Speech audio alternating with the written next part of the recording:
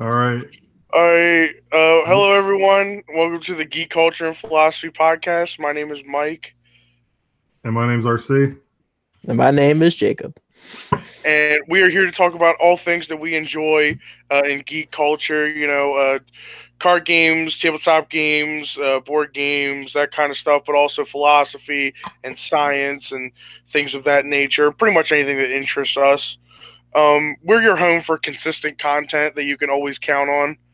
Uh, we'll never go away or be anywhere else. So Every make week, sure you, like clockwork. Every Thursday. yeah, so make sure you hit the bell for notifications because we're sure going to be sending out a lot of them. So, uh, so how's everyone been doing? I've been doing all right. It's been a little while since we've shared with what's going on, but the holidays came and went, and I don't know. There's nothing new to report from me, so everything's fine. I'm Yeah, still living in Trump's America, so I guess that's okay. Yeah, that is true. We are living in Trump's America, so every day is a happy day. I'm back on the East Coast. I think this is the first time we've recorded since I've gotten back here, so we actually can see each other, in real life, and not regular, but at least like on some amount of basis, Yeah. Um. Anything So good, Jacob? Oh yeah, I've just been home for the since the semester was over. I've been trying to figure out a time to come up and see you guys, but every time I think I've got it figured out, something happens. yeah, Yeah. we should come up with plans like right now on air, like what dates and times and places we're gonna be. Oh yes. Also, Um, give credit card number and numbers on the back, please. Okay, and so we're not really gonna do like a total like recap of like everything we missed since we've been back. We really just want to delve into a topic that we decided that really got us together tonight, and that is cube. And as our resident expert, do you want to explain what a cube is, RC? Oh, yeah, sure. Okay, so cube is for any game that is like a card game. It's a way to select certain cards to constitute the entire pool of cards you have at your availability. So with a normal card game, if it's a collectible card game and you buy like in randomized booster packs, there's usually a very large pool of cards that you can play with, and some of those cards are weaker and some of them are stronger. And a cube, generally speaking, is a way to sort of weed out the weaker cards and make like a collection of cards you can draft, using only specifically strong cards, and you can draft like till the end of time basically, and you can always tweak the cube a little bit by pulling cards in and out, and it's just basically a pool of cards that you're playing with that you've constructed. So it's like your very own limited format that you've created through picking and choosing collecting. cards. Yeah. Now some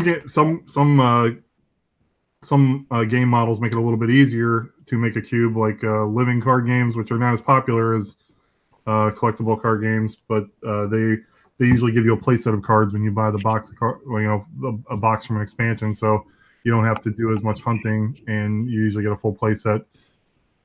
Generally, the rule of thumb with a cube is most people make it a singleton format where there's only one copy of each card, but there are cubes where you can have multiple copies of the same card.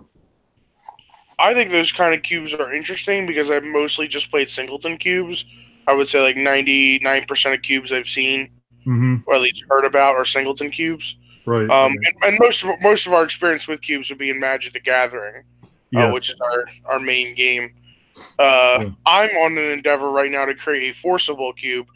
Forcible is a card game, is a collectible card game that is very similar to Magic the Gathering.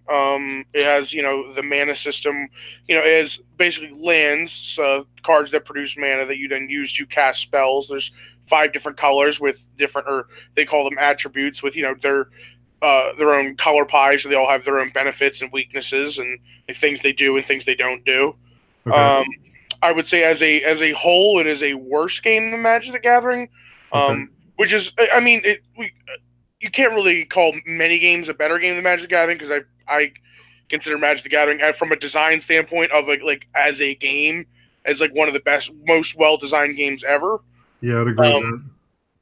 So I mean, and it's tough for, it's not like it's new. Force Will's been around for, I don't know exactly how many years, but it's not like it's been out for only like 2 years. It's been at least like 5 to 8 years, I think.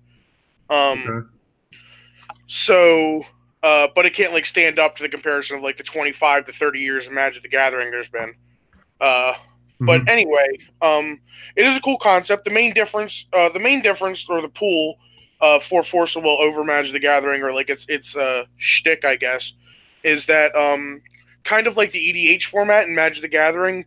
Each player starts out with a ruler card, which is kind of like your commander in Magic the Gathering, where it's a card that at first sits outside the game to provide you some kind of benefit. It usually has some kind of benefit while sitting outside the game.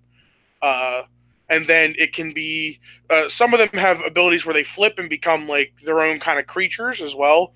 It's a little bit. It's obviously not the same as Commander, because there's no like color identity rules or anything like that. Like if your ruler is like a black-white ruler, for example, you can put all 5 colors of cards in your deck. It doesn't matter what color your ruler is.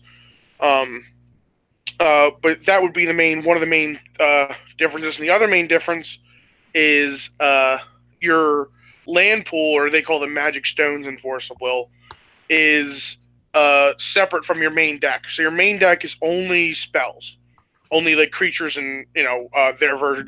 They call them resonators are creatures, and chants are sorceries, and then there's spell chant instant, which are instants, and there's additions, which are enchantments.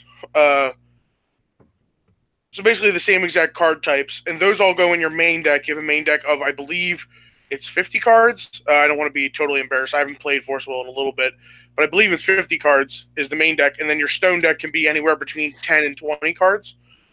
So your land sits separate from your spells. So every turn you get to call a stone. So every turn you take a random card off the top of your stone deck and put it into play. So it eliminates. So the whole shtick of it is it eliminates the whole mana screw that's possible in Magic the Gathering. One of the hits to Magic the Gathering in design is that it is, by like all card games by nature, have some luck factor in them. Yes. One of the luck factors in Magic the Gathering is that there is a percentage chance that when you begin a game of Magic the Gathering, you just will not be able to play the game because of the cards that you drew. Because you did not draw the requisite mana to cast the spells that you need to cast. So, whereas in Force of Will, you will always curve out. Like, you will always have 1 mana on turn 1, 2 mana on turn 2, 3 mana on turn 3. Sort of like Hearthstone? Sort of like Hearthstone, but there are different colors, so you can get color screwed.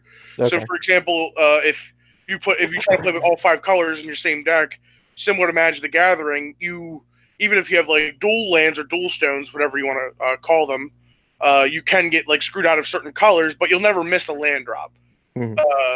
It also makes drawing cards a little bit better, because just like in Hearthstone, when you draw cards, you're always drawing spells. You're never drawing lands.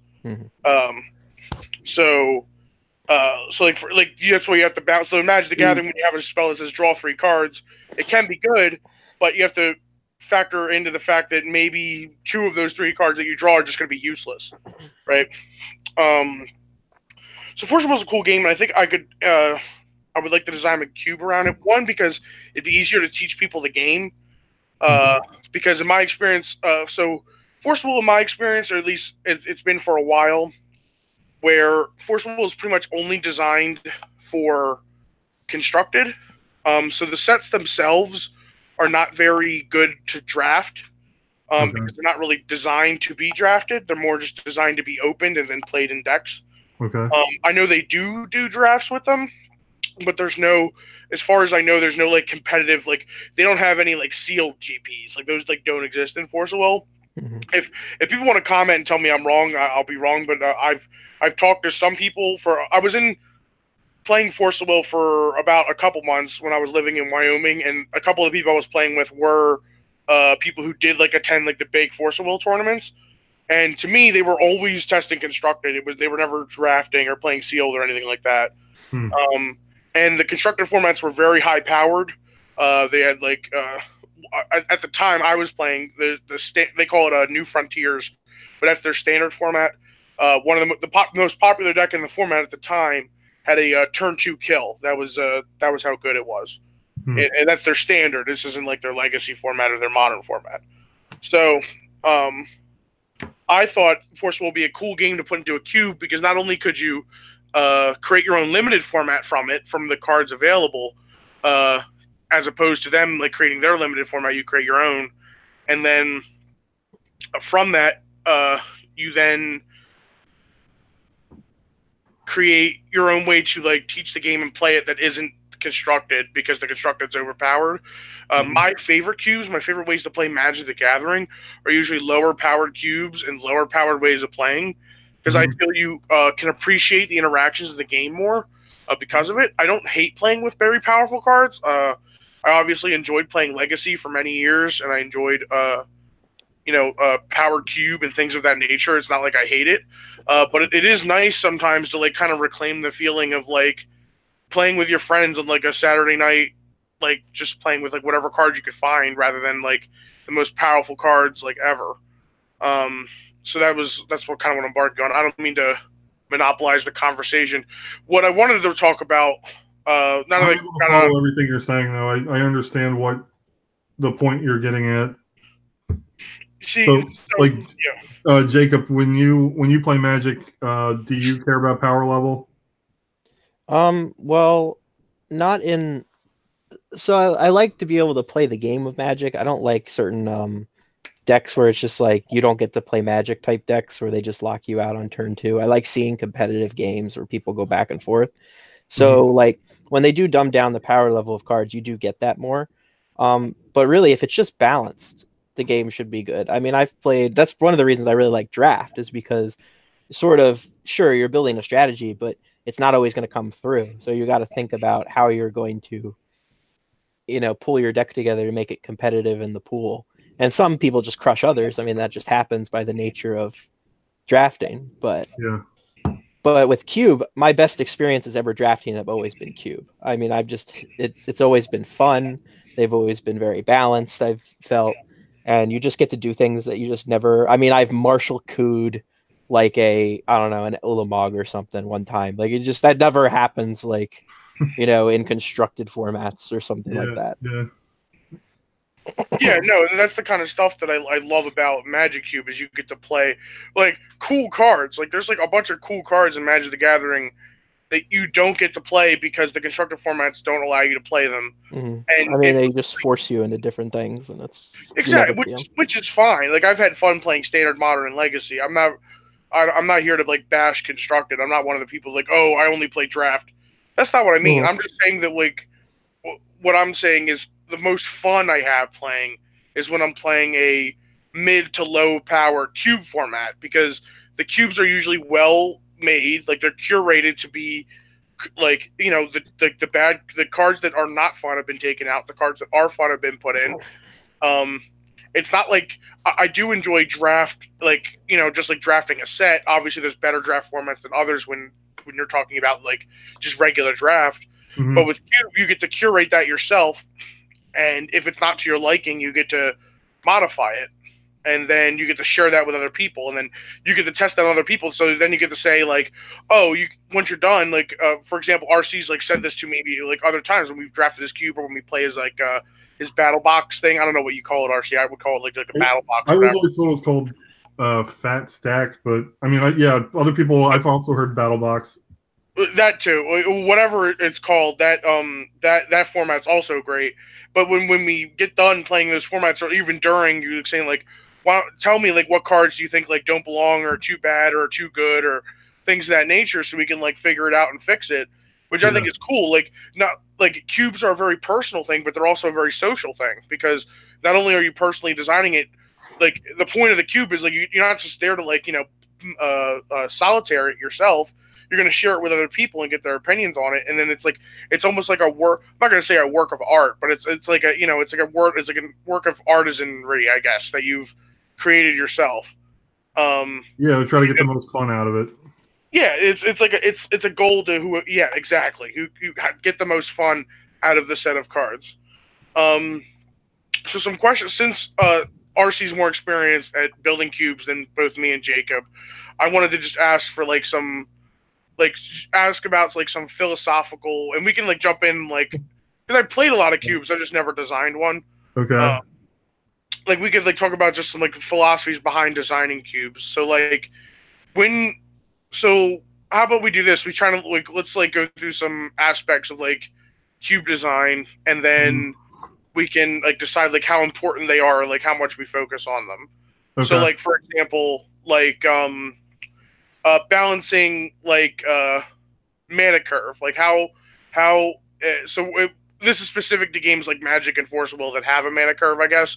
Yeah. Obviously, there's other games that don't have. If you build a Netrunner cube, mana curve isn't that's not really a thing you can do. Yeah. You know, but in Forcible and Magic, it's pretty much the same. So, how do you go about balancing? Do you just, since obviously you want to include a lot of low drops because you don't want games to be just land go, but how much of the big stuff are you including to where there's payoffs for people later in the game, that kind of stuff? Okay, well, my thought on it is in a game where there are different colors or different factions, you want every color or color pair to have some sort of thing that distinguishes it from the other colors or factions, and playing on the curve is one of the ways you can distinguish one faction from another faction. If you make one faction A be the cheap aggressive stuff, then that will differentiate it from faction B, because you really don't want it to be just all the cards are of the same, all the cards in the cube get played on the same turn hypothetically, and they're just in different colors. You want each color to kind of be have a different style of play. I think one of the challenges of a cube is to get you're creating a small pool of cards, but you're trying to get a lot of variety crammed into that small pool of cards. So having the ability for someone to draft in an aggressive deck or someone to draft a control deck or slower deck, you want those possibilities to be there. And that's what I would say is that's how I would approach something like a mana curve. Is I would look at it as just a way to differentiate one faction from another by playing up earlier cards in one faction versus later cards in another faction. Sure. So, for example, if we're going to use Magic the Gathering, an example, red is seen as a more aggressive color, while blue is seen as a less aggressive color. That's true. You would purposefully put in more lower cost things in red and more higher cost things in blue. Yes. For something like Magic, yes, that's how I would start out. I would make red be the aggressive color. Now, in one of my Magic cubes, I have red as the aggressive color, but I've also noticed that people don't really, not a lot of people enjoy playing red aggro decks.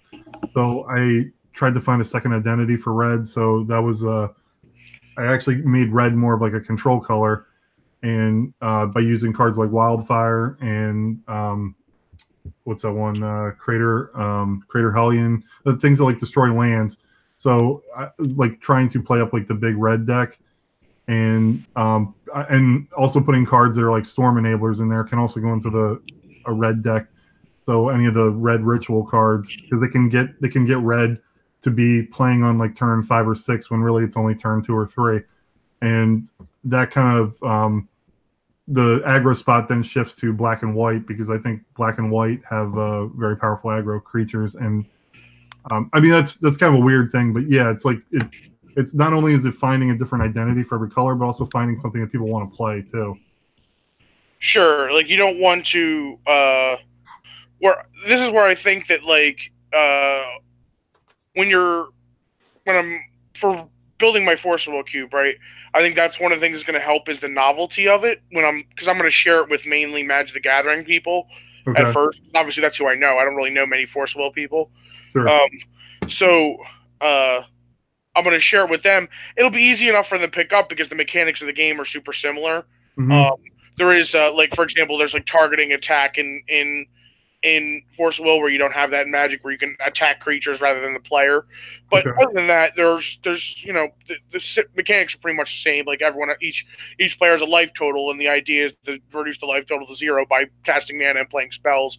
Pretty similar games. So, I think the novelty of it will help because Force Will has 5 colors, just like Magic has 5 colors, and they are the same 5 colors: white, black, blue, red, and green. But they call them attributes, I think, and they don't call them by color. They're called by like elements, like they're like wind, water, light, darkness, and fire, I think, are what they're called. And these attributes or colors, they are similar in color palette to Magic the Gathering, but they're not the same. Which I think will add some novelty to the cube.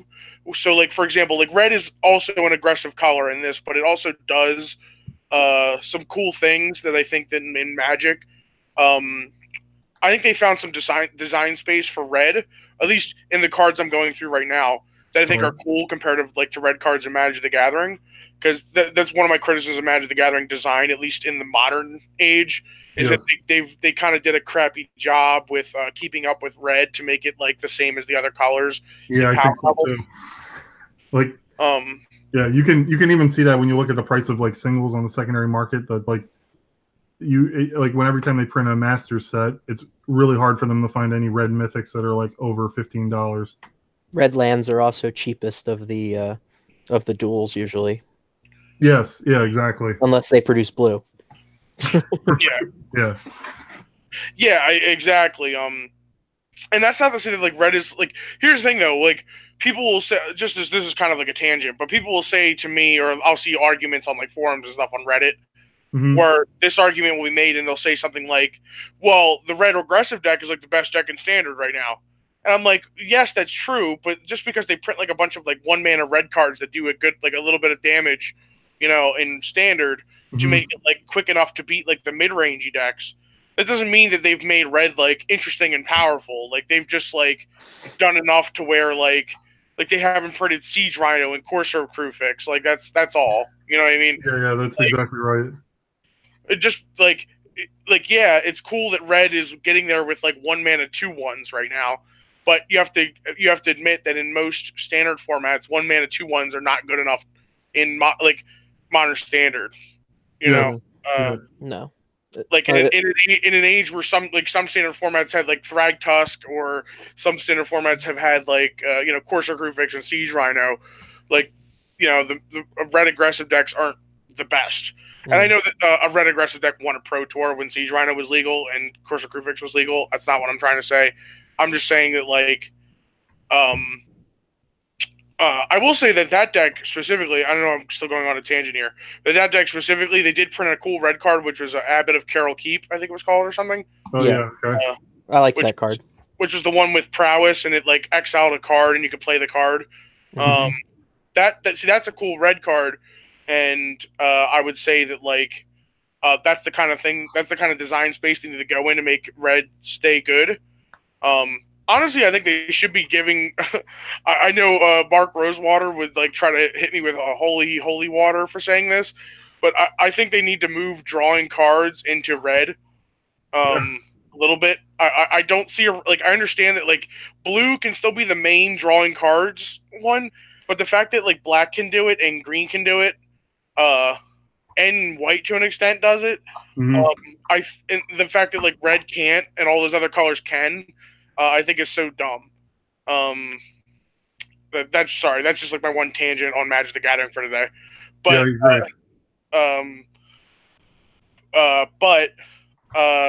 there are cool mechanics. Like for example, like counter spells, we see that as a blue thing, right? But in the set that I'm reviewing right now, so just let me just go into how I'm building the cube. So I skipped the first. So they call them clusters. In Magic, they're called blocks of cards. In Force World, they call them clusters, and they're bigger than Magic blocks. Magic blocks usually take like 3 sets, whereas these where Force World clusters are like 5 sets. But also the Force Will sets are much smaller than Magic sets on average. Yes, Magic does have small sets as well, but even the largest Force of Will sets, especially like from the era that I'm pulling from, even the largest ones aren't even close to a large Magic set in how many cards are in it. Like, for example, I bought some Force Will booster boxes about a year ago, and I was able to pull like play sets of every card out of like opening one booster box. Like, well, that's good. No, I agree that's a good thing. I'm just saying that that's unheard of when it comes to Magic the Gathering, right? Oh, yeah, definitely. Like, I'm like pulling like I pulled like 2 like play sets of like 3 of the 5 super rares that are in the set. You know, that kind of stuff. Like, there are rare cards that are super rare, like the uber rares or whatever. Those you don't find very easily, but there's regular versions of them. So, you know, that kind of stuff. But anyway, so for example, in the set that I'm reviewing now, there's a green-white counterspell in this in Force of Will.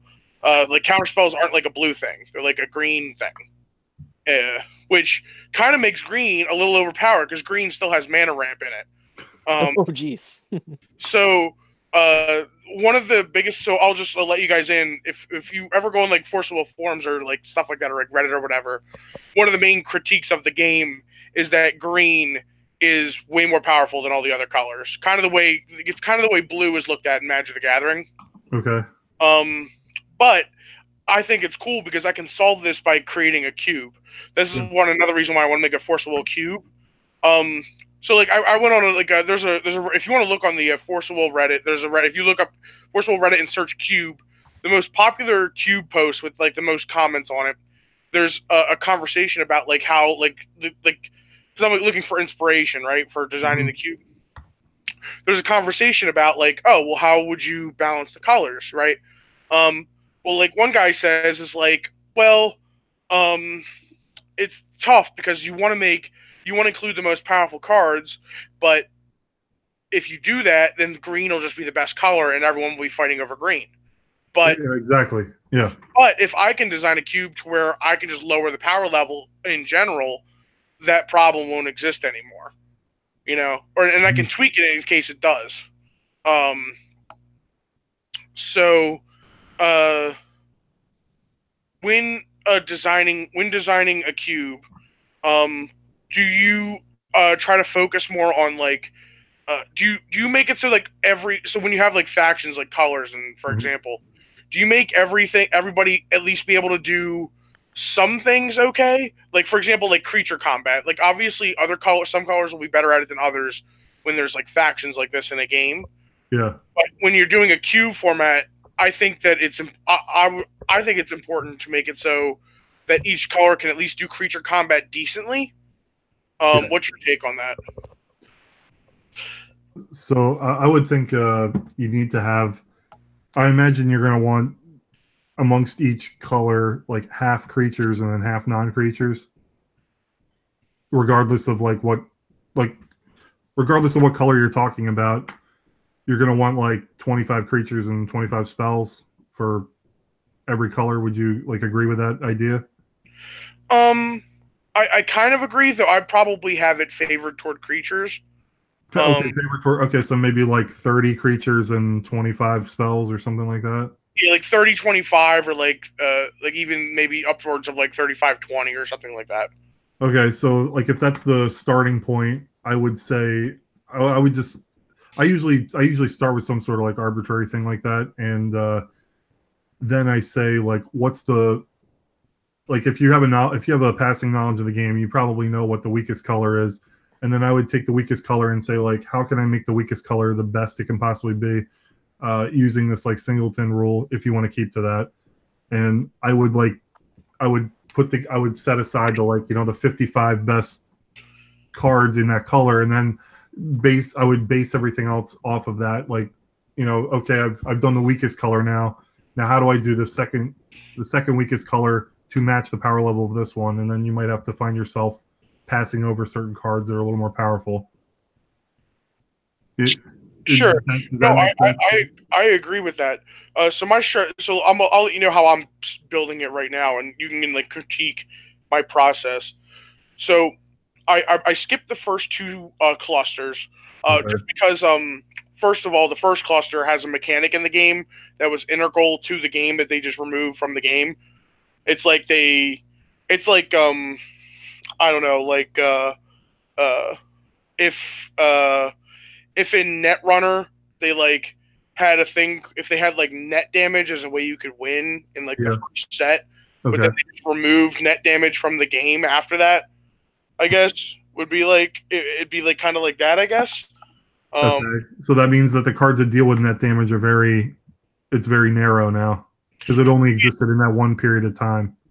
Yeah, it only existed in that one period, but the thing was is that it was integral to the game in that one period of time. Like it was like a core mechanic. Okay. Maybe my example's not the best, but I was trying to think. But I was trying to think of one. Maybe like imagine if in Netrunner, right? You know how you have the different options you can use your clicks for. Yeah. Imagine they just like removed one of the options that you could use your clicks for, and now the game starts again from there. Okay. Like kind of like that, where like it was an integral part of the game, and they just kind of removed it because it wasn't good. So, so if you agree that it wasn't good, then you have to ask like, do I want that? Do I even want that concept in the cube or not? Yes. Plus the borders and the art style of the cards was different, and I'm kind of like URC where I want kind of a consistency with the way my cards look. Sure. I'm not as much of a stickler as you, but right. And I don't mean that as an insult. I think the way that you design your cubes and such, and the way they look, I think is like it's a standard that I think I wish I could hold up to, but it's just I'm not committed enough, I guess. Okay. But anyway, and then the second one is basically skipping the second cluster. Is basically just basically an aesthetic choice by me because I just don't like the way the cards look. Mm-hmm. They changed the border after that. So I'm starting with the third cluster. It's called the Alice cluster. Okay. And then it goes, let me just open a tab here so I can make sure I get the names right here.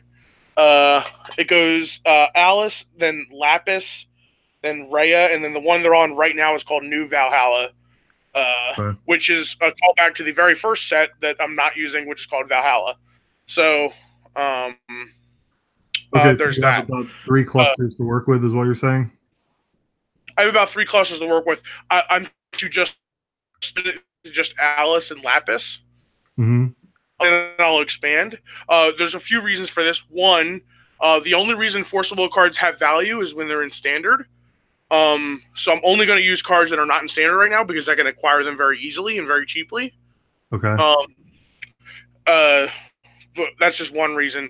Another reason is that the cards, they love, unlike Magic the Gathering, Forcible loves to shake things up with the new blocks, like totally give you like crazy new mechanics and the way games are played.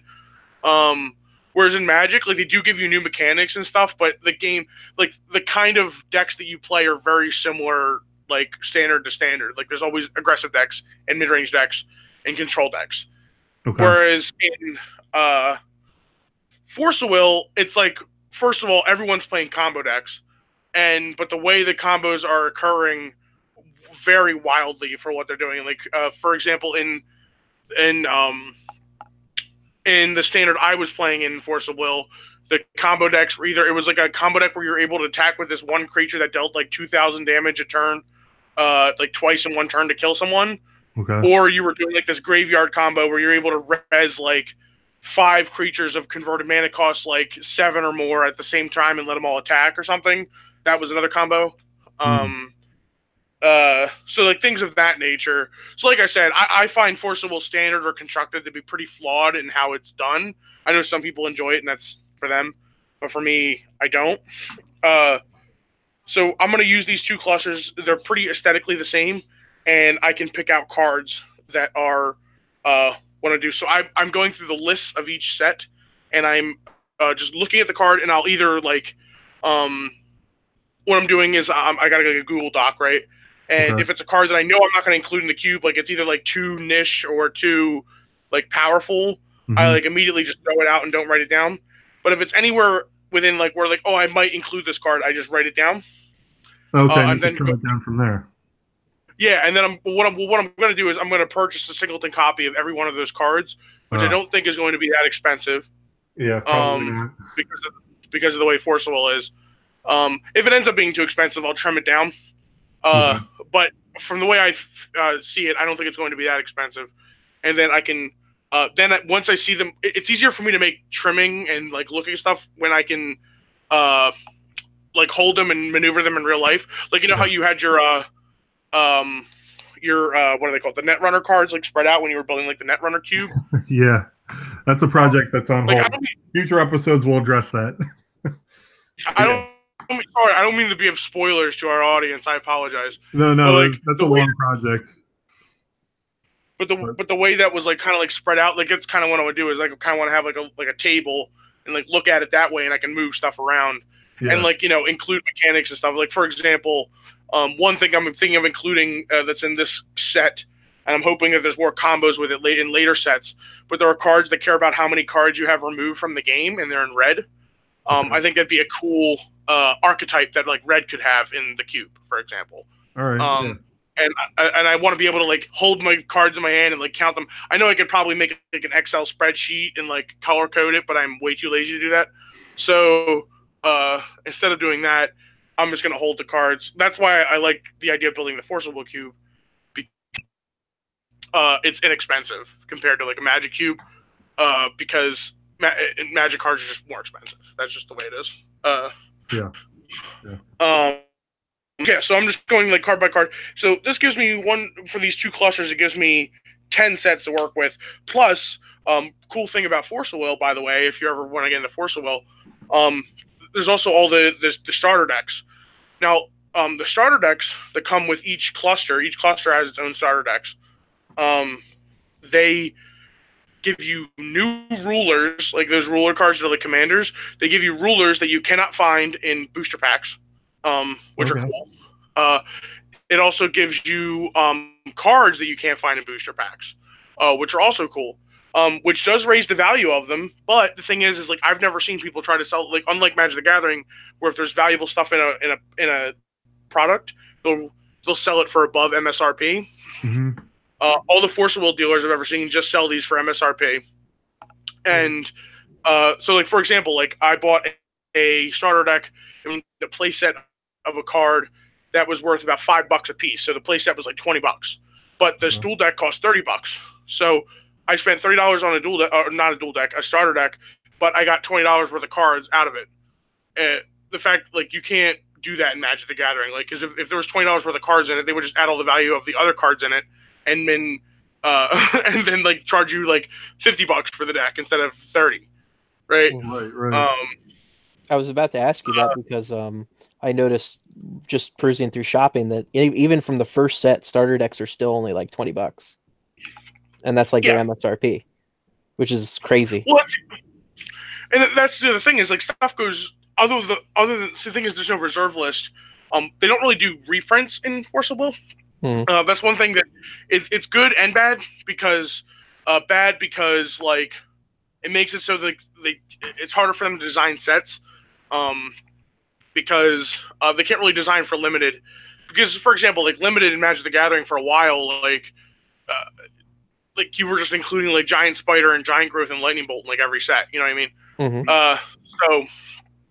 But in Force World there isn't limited, so they don't really worry about reprints. And plus, it's like a sell factor of the game. Like, oh, all your cards are going to be unique, and like every set you buy, you're not going to get a bunch of reprints, which is cool. It's actually good because Forcible doesn't have like eternal formats or like reserve list, so there's no like cards that are like heavy in value that are like unless they're like something that they're like printed like they're like 1 of 50 or something like a promo or something. But the thing is there's always regular versions, which is something I enjoy. So the cool thing is I can get the starter decks which come with cool rulers and such to add to the pool of like rulers for the cube, because they're usually more basic. One problem I have is that the rulers they print for like in the sets, they usually are like they have the mechanic in Magic the Gathering where it references like specific card names.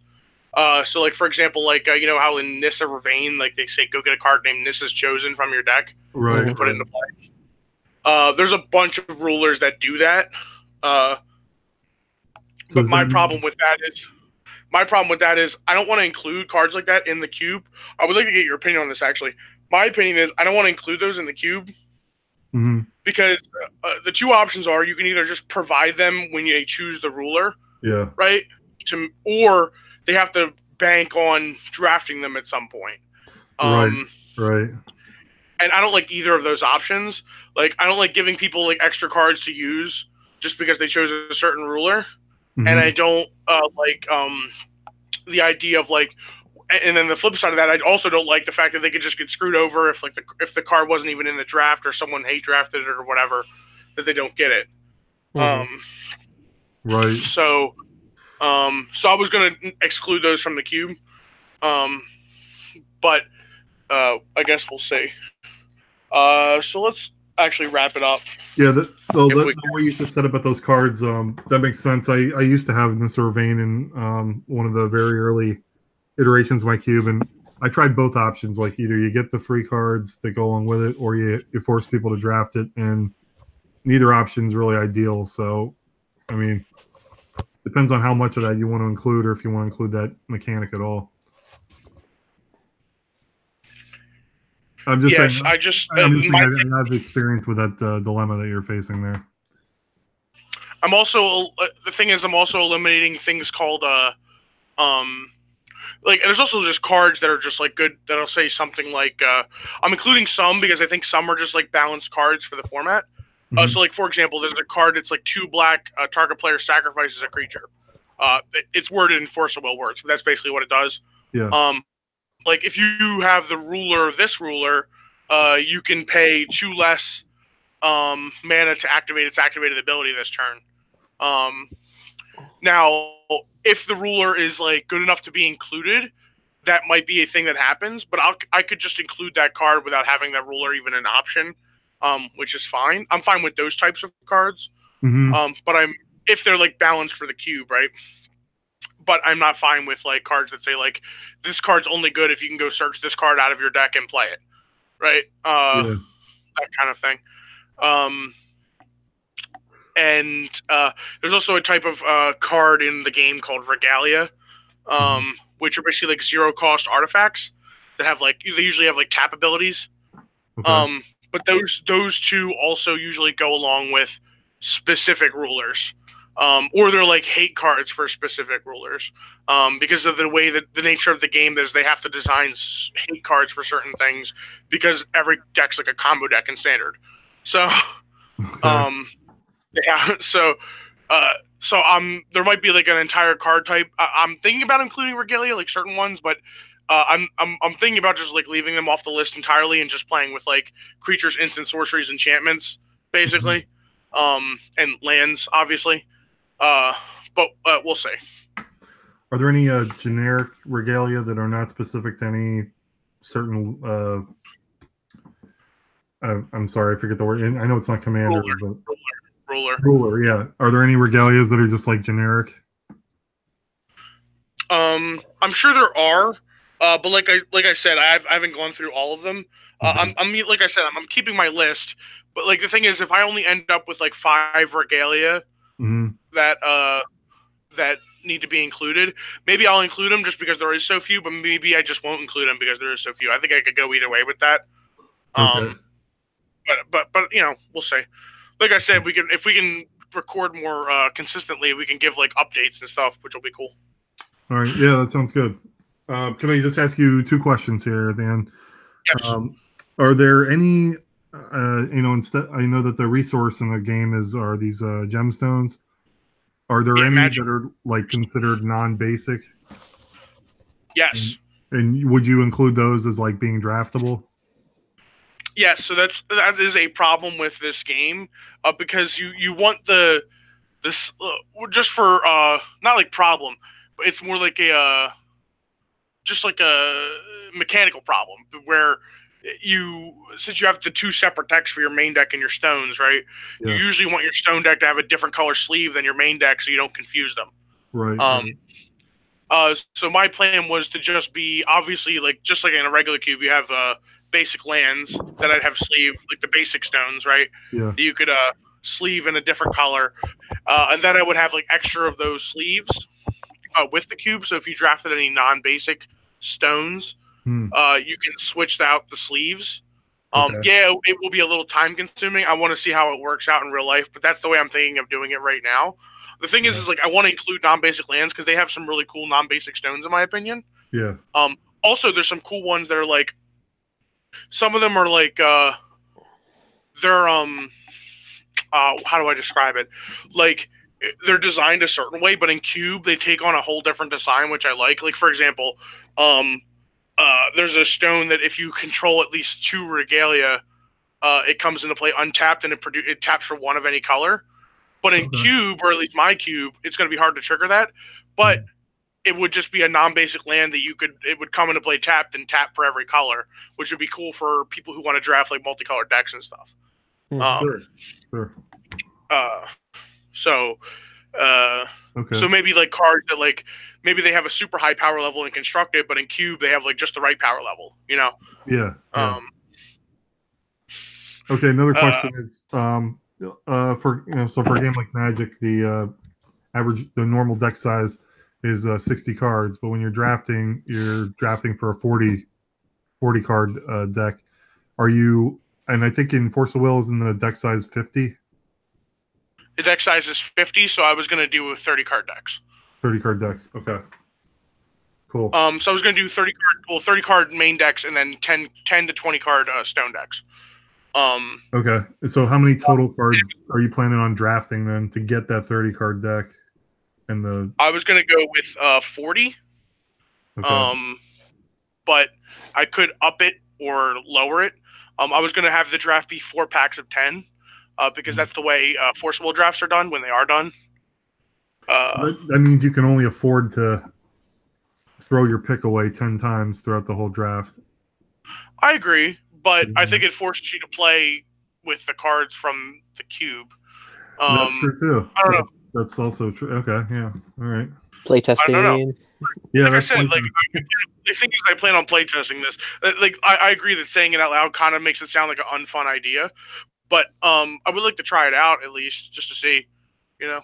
Yeah, that's cool. I look forward to playing the first iteration of this cube. Also, like I can also lower it. I don't want to take it down to 20 cards in your deck. Maybe we could like meet in the middle, like 25.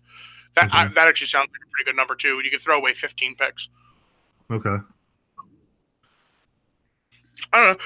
Like I said, well, not like I said, but I think that it'll behoove you to I want people to go in like different colors and stuff, but I want them to be able to draft monocolor to well if that's what they want to do.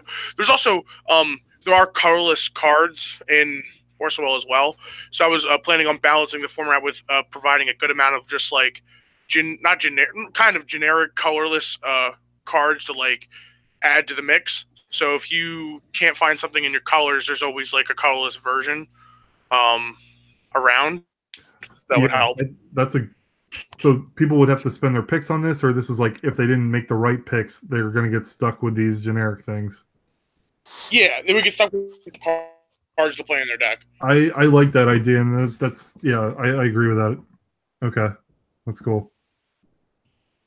What's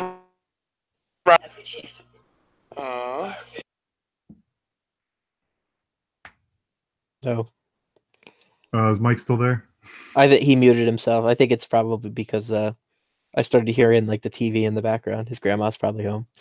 Okay. Well, I don't know if we're still recording. All right. That was a good episode of the Geek Culture and Philosophy podcast. You stopped recording? No, we're recording. We're definitely recording. We still recording? Yeah, we're live. So we're live. Do it live. Yeah, so I excuse this professionalism over someone else's house, so I had to mute myself because you were talking to me. But that's okay. It was a good discussion. I hope everyone joins us soon. Again soon. I hope to more consistently make some of these. I know we've been slacking on that, and that's partly my fault. So, my fault as well. But good to talk to you guys again. Mm-hmm. Good to talk to you too. All right, guys. All right. So that was good. Please like, comment, and subscribe, and check out our subreddit, r/gcap podcast. Mm-hmm. Also, subscribe to PewDiePie. Got to do my part. Oh yeah. Doing my part. Subscribe to PewDiePie. But first, subscribe to us first, and unsubscribe from T-Series. Yeah, you guys don't like T-Series? Yeah, we don't like T-Series. Watch Rising of the Shield Hero. Highly recommend. Oh, man, I need to talk to you about that. 5 stars on Crunchyroll. Yeah, do it. #1 anime on every streaming site right now.